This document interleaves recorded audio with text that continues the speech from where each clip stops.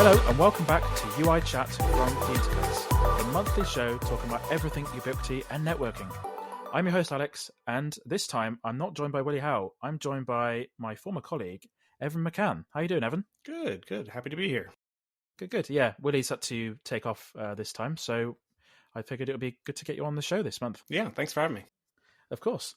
This month, when I was making the show notes, so with the show notes, it's like a running tab, so I don't forget what's happened. I was thinking early in the month of last month, I think, there's not much happening this month. And then for some strange reason, it's like Ubiquiti took caffeine and they decided to release all sorts of different things within a few weeks. We've got a lot of stuff to get through. Some interesting stuff. Yeah, and honestly, it's hard for even me to keep up. I've been following Ubiquiti for years and years now, and definitely in the past year or so, I've kind of gotten a little bit out of the loop, but I've definitely leaned on the interface, definitely to keep up to date. So thank you for that's all good to your know. news articles. They've been very helpful for me. That's good. This first story that we've got was actually reported on a few days ago. It's Sir Nickolas Sharp. So if people are not too familiar, he used to work at Ubiquiti. I think he was a head of security, I think. And he's the guy that committed fraud, essentially.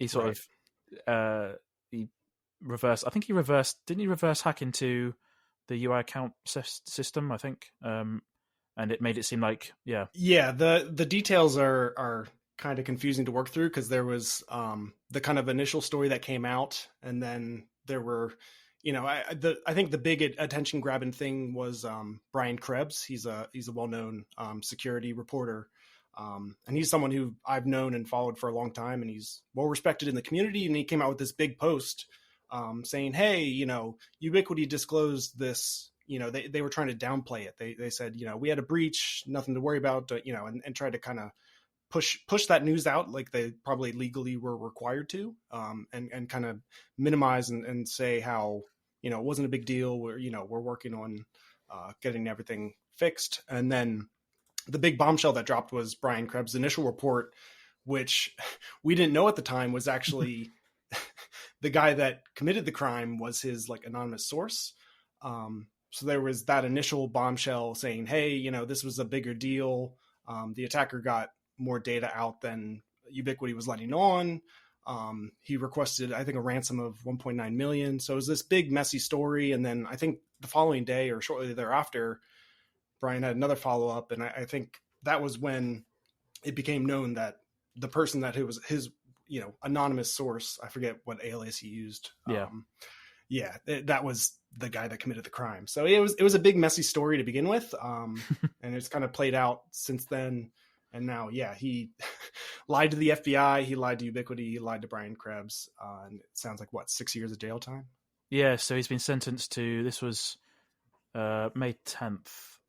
Okay, so it's not as recent as I thought it was. May 10th, so he's got sentenced to 6 years in prison for stealing confidential data and extorting the company for ransom. So he wanted $2 million, and apparently it's cost Ubiquiti $4 billion in market valuation, which is a lot.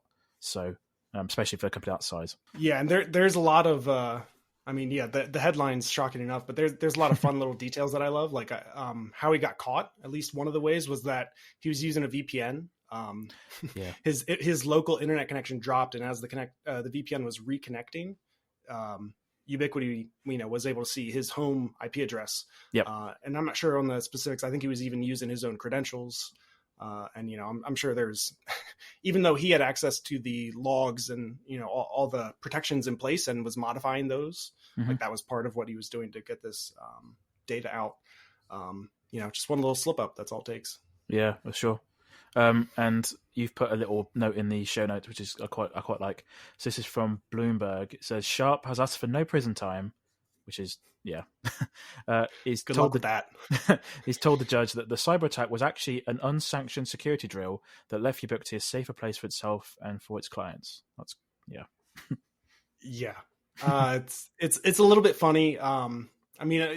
It's easy to poke fun at those little details and the mistakes he made, but this is a very serious thing. And insider threats are very serious. It's affected Ubiquiti, and I'm sure probably, it might happen again. It's really hard stuff to, design a system that's secure from the outside attack. And then, if you can't trust your own staff that are operating that, it's a whole nother level of, thing to worry about. So I'm hoping that now that this is kind of in the past and he's sentenced, and I think it's been about 2 years since this actually originally happened. Hopefully Ubiquiti has used it as kind of a lesson to, improve their own protections against their own employees and everything else. For what I remember, I think it was January 21, I think. Yeah. It's about right, yeah. I remember getting an email out the blue from Ubiquiti saying, we've had a breach. Yeah, it's been a wild ride. There's 2 bits of more local news to me. So the Dreamwall was added to the EU UK store last month, which is quite good news. So that's just over €1,000. It's £960. I mean, it's this.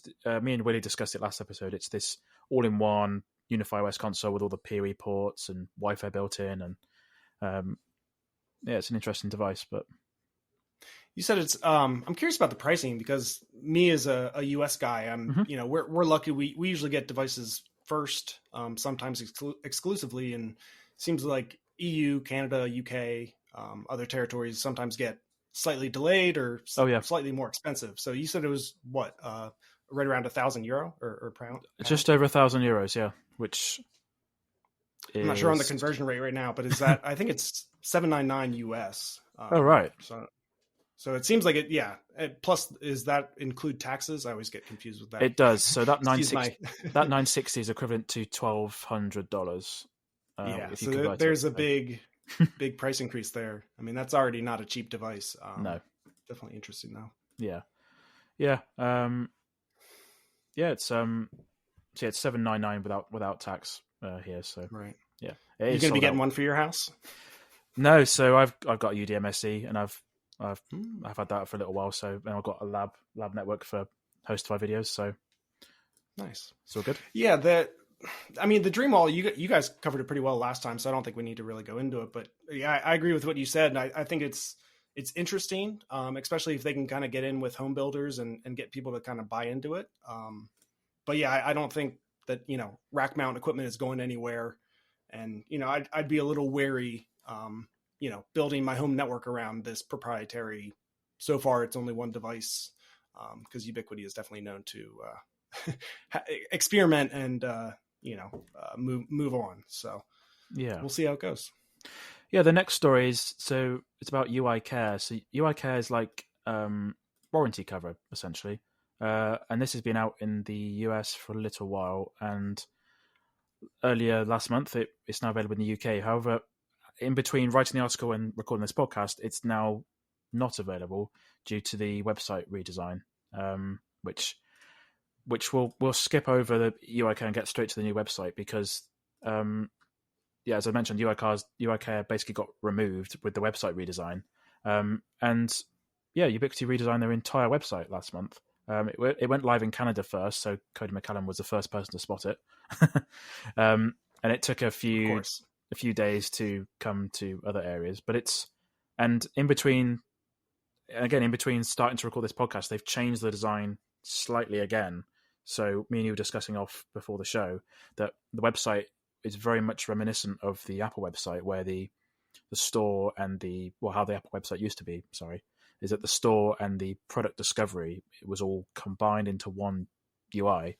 And just visiting the website just now, the store has changed again, and they've got like grey tiles for each section. It's actually a bit easier to use than it was to start with. Yeah, I mean, high level, generally speaking, I think I like this new design. There's definitely a little bit of blending between the store and discovering, just information about the products. So yeah, I think they'll probably continue to tweak this and hopefully, continue to add, some improvements there. But for what it is, I think it's definitely better than what we had before. I noticed a lot of stuff. So when it first went live, basically everything that was on sale in the US was instantly made available in the UK, which is quite good. So, and real time follow up on the UI Care. Mm-hmm. At least I'm looking at the US website, so it might be different for you in the UK. But when I go to add a like a UDM SE, I know for UI Care they were offering extended warranties, and it was just a limited few products. I believe it was like the rack mount UDMs. That's right. Yeah, and some of the switches, I believe, like the Pro or Enterprise. Yeah, I don't remember the exact specifics, but when you go to add a UDM SE to the cart, it's there as an option. Yep. So it's $99 for I think it's a few years of warranty coverage. Yeah, what I was on about, they've actually just they launched UI Care in the UK and then they removed it with this store change, so didn't last very long. Well, hope no one bought it in the meantime. Yeah, are you using UISP as much as you used to with what you're doing now, or because you've got UISP 2.2.12? Not as much. Just for some background, I used to work for WISP, so we were pretty heavy with Ubiquiti point-to-point and point-to-multipoint radios. Yeah. Use some of the edge point and edge router devices, and I definitely spent a lot of time with UISP back in the 1.5, 1.6, that era, so maybe a year or two ago now. I've been following along, and I'm still involved with that WISP. I kind of volunteer for them and help out. That's good. And they asked me about this release, and from what I've seen, seems like a bit of a mixed bag. Like it's nice that they kind of are continuing to push the new, what they call the quote unquote new interface forward and adding a lot more there. I remember when it initially rolled out, it was very limited. Not much information was shown in the side panels. The releases I were following were improving a lot of those kind of, major pain points with the new interface. And I think with this one, correct me if I'm wrong, this is the first one that fully removes the old UI. So there's no option to toggle that off like you could before. That is correct. Yeah, I'm just looking at my instance here. Yeah, I can't turn off the new UI, and I'm pretty happy with it. I mean, the devices tab. So just for reference, this update came out a month ago. It is the release notes, so I'll put them in the show notes, but it is a huge... I was scrolling for ages. The main big thing is the redesigned devices page, so you can now group them by category. You can now so if you've got a point-to-point link, you can have those devices listed separately, which some people like. I quite like that. Or you can have them grouped. There's a lot of good features. There's one big thing I quite like. So with my deployment at home, I use a couple of edge powers, the little 54-volt devices, and they'll actually give you a push notification to your phone now if the battery's running low, which is quite good. Yeah. That's nice. Yeah, like I'm glad that at certain points it feels like UISP and that whole side of the business gets a little bit less love. Yeah. Sometimes a lot less love than UniFi, just as far as new products, new software, and kind of overall investment. So I'm always happy to see that stuff move forward. I know it matters to a lot of people, a lot of WISP that I've talked to and worked with. It's still, I mean, it's really great and it's really unique, especially for being priced into the hardware. Because especially for the WISP use case, something that does like what UISP does gets really expensive really quick, and it's oftentimes kind of hard to set up and maintain. So I think there's a lot of value in what UISP does. And hopefully they can kind of work out any problems they have with this new interface. But yeah, definitely for WISP. So that's my background as well. And I mean, for a small WISP getting started, I mean, to have a free software tool that does ticketing, scheduling, customer management, billing, and network management, and also, really importantly, the suspension of clients if they don't pay, all in one place for free, which is really good. So. Yeah.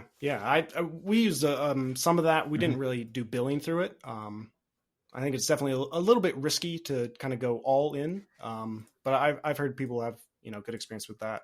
My number one thing with UISP is when a new release comes out, find a way to test it that isn't production, as with all Ubiquiti, especially if that's your billing and your network monitoring and your alerting.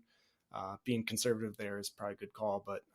If this release has been out for a month and people aren't reporting major issues, seems pretty good. Probably safe to roll out.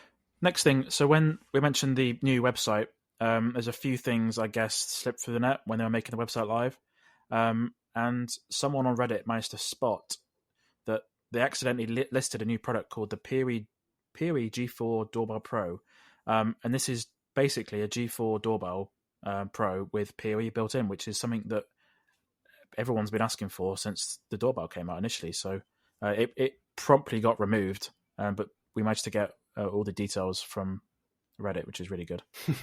Now, I know we're not supposed to talk about EA stuff. I guess this is skirting around that because it was just kind of an unintentional public posting. Fair game, I guess. Yeah, it's interesting. I haven't spent too much time with, Protect.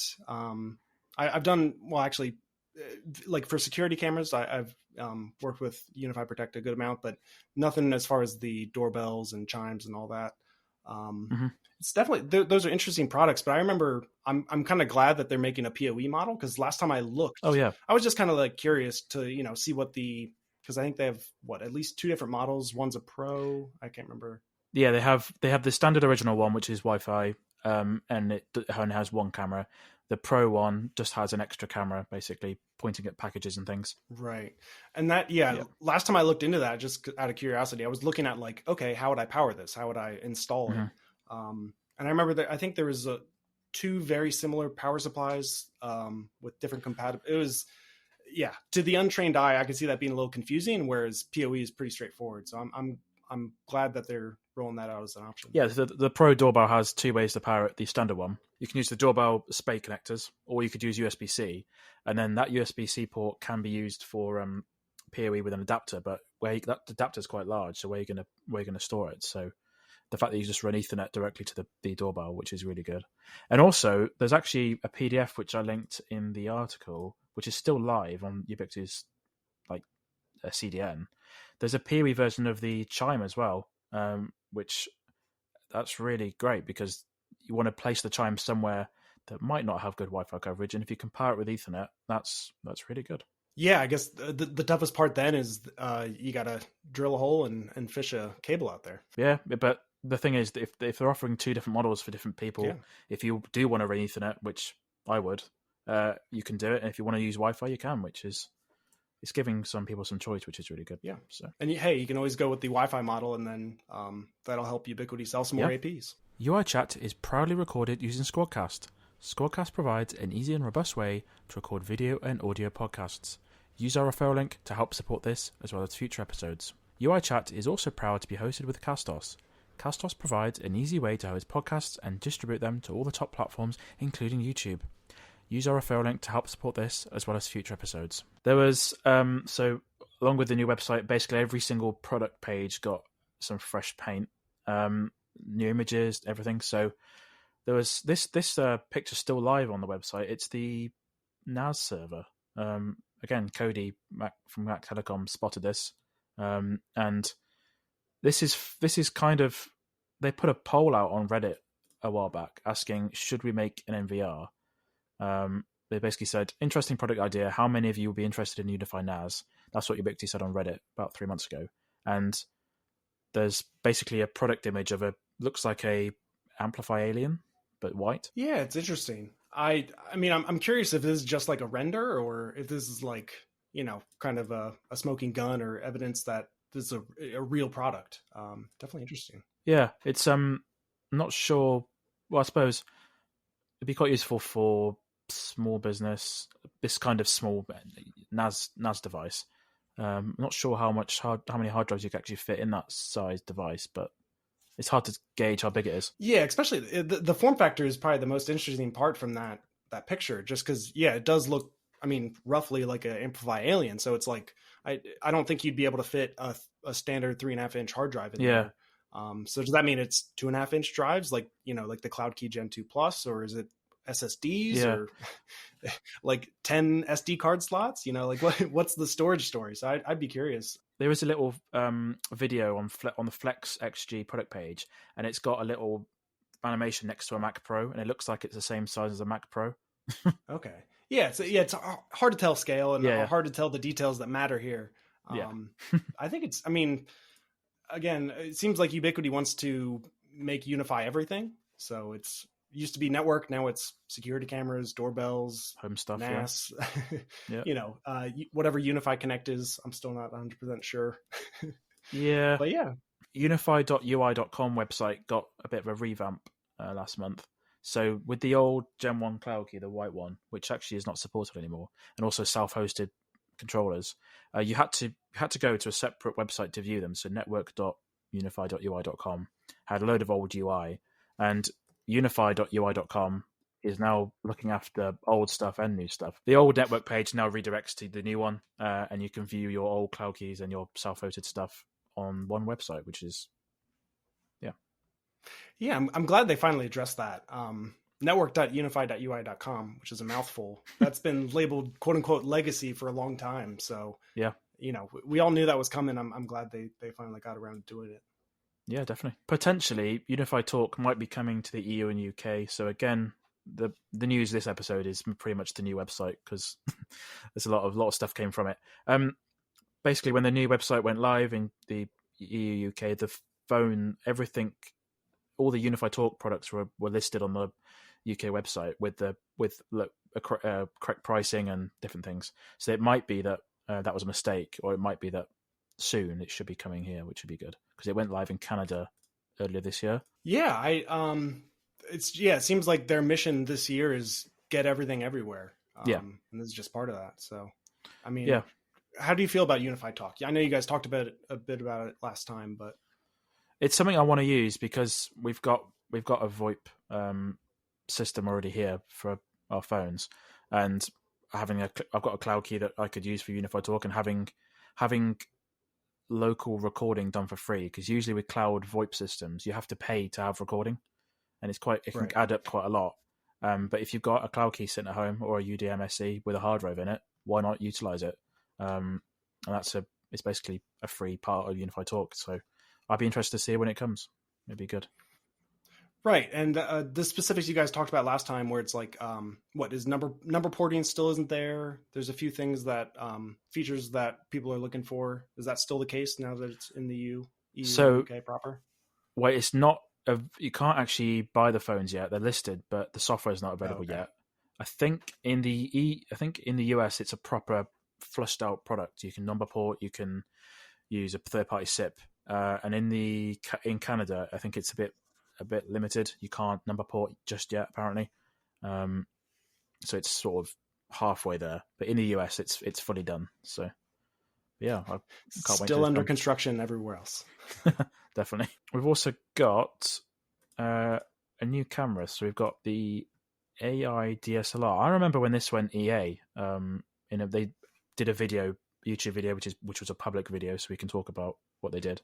But this camera went live for everyone to purchase on the 18th of May, so quite expensive. Yeah, they're really going up market. Like I know in the US at least the G4 PTZ, I think that's like $1,800. Yeah. And now this is what, $2,500? This is $2,500. Yeah. Yeah, I mean, and what you're getting for that money it's pretty impressive. Just from looking at the spec sheet. And I know a bit about photography. My dad's a photographer, so yeah. I mean, I think it's a very probably a niche product. But there definitely seems like they're trying to go up market and get more and more people into UniFi Protect. Yeah, so you can get 2 prime lenses from Olympus are available from Ubiquiti. I think one's wide, one's long distance. Oh yeah, one's 17mm, one's 45mm. The use case I thought of this was car parks, or places where the car's driving past. Because UniFi Protect has license plate detection, you could just use. I mean, admittedly, it won't be as good as what Hikvision do in that space, but it will at least give you some sort of way to log number plates. So yeah, and that's they have all the different models that are, G3, G4, G5, etc. And then all the ones that are preferenced by AI. Are those the only ones that do the license plate detection? That's correct. And those, is there other features, or is that that's one I've heard of, I know. Apparently, if you go on the AI bullet listing, there's pet detection coming soon, but that hasn't materialized. Oh, I'm gonna have to get a camera now. There's also so the image on my article, it looks really weird. It just has a DSLR lens sort of stuck on the front of a camera, but you can get a waterproof enclosure for it, which even has a tripod mount, which is really weird. I can't think of a solution you'd use that, but Yeah, I would be curious to see that kind of in a real world install. Mm, Tripod mounted, big huge lens with a yeah. weatherproof covering. Yeah, I think what you said about the car park kind of makes sense. I can imagine areas or situations where this is the only thing that can do the job, and you'll definitely pay for the privilege. Well, yeah, you didn't. Yeah, especially if you didn't want a separate camera system just to do license plate detection. So another new device. We're now on the second generation of UniFi Access, and I can't recall when UniFi Access came out. I think it must have been 2 years ago now. I've lost track of when things were released, but Yeah, it's hard to keep track of it all. It's been several years. yeah, I think they were EA for a while, and yeah, they've been out for at least a few years. yeah. So this one is a much different design to the old one. So the old one was actually essentially using a front row camera shell. But they've said, for reference, Ubiquiti used to make a wearable camera called Front Row Right. that you could Yeah. record stuff. So I guess they reused the shell or some of the hardware for that. But this new one is like a rectangle shape, and it's adhering to some standards, so you can actually see people properly. There's a standard called ADA, I believe. Yeah, ADA compliant mounting height, and it's so you can get people in the frame, or it's something to do with disability. I think the people can reach it. Yeah, Yeah, that's a U.S. law. There's a lot of parts of it, but the most important stuff is like wheelchair ramps need to be right. everywhere. It's the Americans with Disabilities. Act maybe. I'm going to Yeah, butcher it, but yeah, it's for wheelchair access and other people with disabilities to be able to get into public buildings and those yeah, kind of things. So yeah, I mean those kind of things are awesome. I'm always happy to see things more yeah, accessible and being more flexible in that way. yeah. And again, Cody did a video on this camera as soon as it came out, and it's the keypads. The one thing I mentioned was the keypad is a lot more usable, so you can actually hit them easy if you've got large fingers.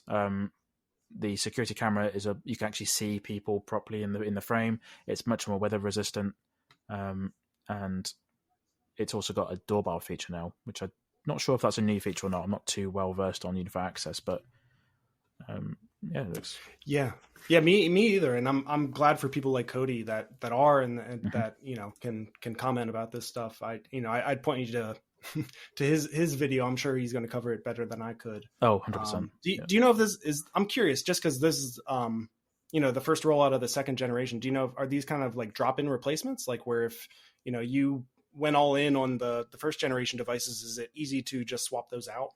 It looks like it is. The mounting hardware, not so much, because maybe the Reader Lite, which I've actually got one over there, it's more of a bulbousy shape, and I think the new one's more flat, but I think the mounting is the same. But this one, the Reader's a lot larger than the old one, so I think you'd have to do some work to swap them out if you wanted to. Yeah, interesting. Because that's where I would think. That was kind of my, like, I remember when UniFi Access was released, I was like, wow, this Yeah. seems like really cool technology. They've definitely done a lot of work on the software side, and it seems like it's a good solution for a lot of people. But my mind always goes to long term. What's the upgrade path? 5 years from now, are we going to be able to open our doors? So now that they're rolling out the second generation, yeah, it's like, what's the story for people that bought those first generation devices? As long as they have an upgrade path, that's good. And that kind of also, that's my other big kind of hang up with the Dreamwall, because that's like, all right, you go all in, you spend €1,000 to get that sweet, nice looking box on the wall, and then okay, the second generation comes out. Is it going to be, are they limiting themselves to make something that same shape and size and upgrade that, or are you going to have to change out the mount next time? Or It's a good thought. that's the Yeah. yeah. It's a good thought. One more thing about UniFi Talk. So the possibility of a soft phone has been on the cards for a very long time. There's been numerous marketing videos for UID that has mentioned the Talk app within UID, and around about early May time, Ubiquiti on Reddit again, they confirmed that UniFi Talk Softphone is in the works. So they said, "Hi all, we hear you on request for a UniFi Talk Softphone. We're working on something on this front to be available in the coming months. Thanks for supporting UniFi Talk." So this is just, it'd be great for remote workers who have use UniFi Talk for their phone system, and they need to use it when out and about or working from home. So yeah, I'm sure that was high up on their feature request list.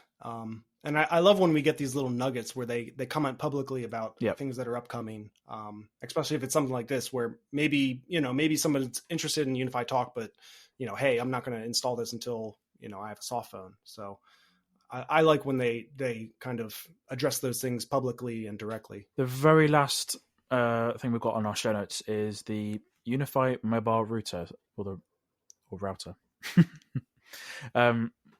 This was released to GA end of last month. It's had a bit of a redesign. So when they announced it with the typical YouTube video they do, it was a black case, and this one's now white. From what I can gather, this would be very good for fleets. So I guess vehicle tracking, because it's got GPS built in. Yeah, and this I remember when this was released, reading about it.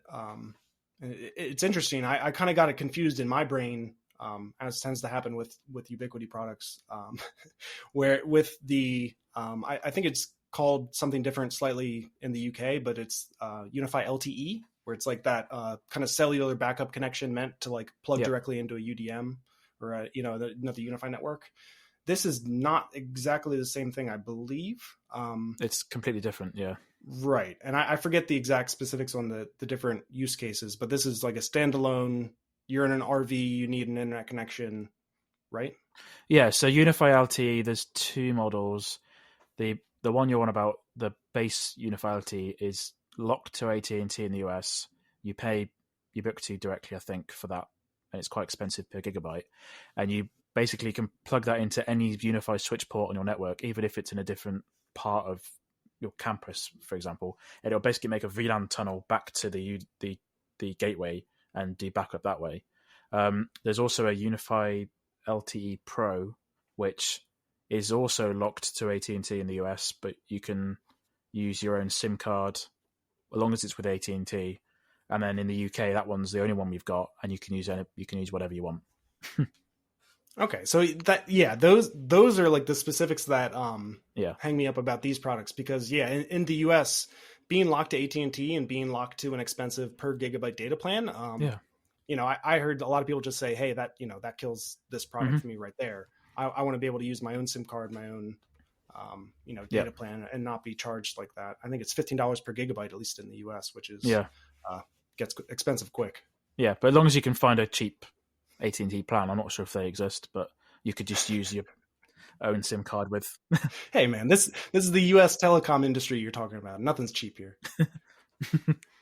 But yeah, even though it's called UniFi, this mobile router is a completely different type of thing. So when they announced it, as I said, they announced it for fleet. So you essentially plug one of these into each delivery van you've got, I guess, and you could track the fleet that way, and also give them access to internet if they need it.